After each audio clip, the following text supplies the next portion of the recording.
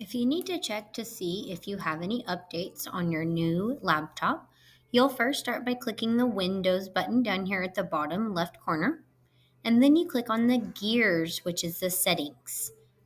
So once my settings open, I will click on the update and security option. And then after a few seconds, I can see if I have any updates. Notice I have updates available and they're all listed here. I would then click install now to begin installing all of the updates that my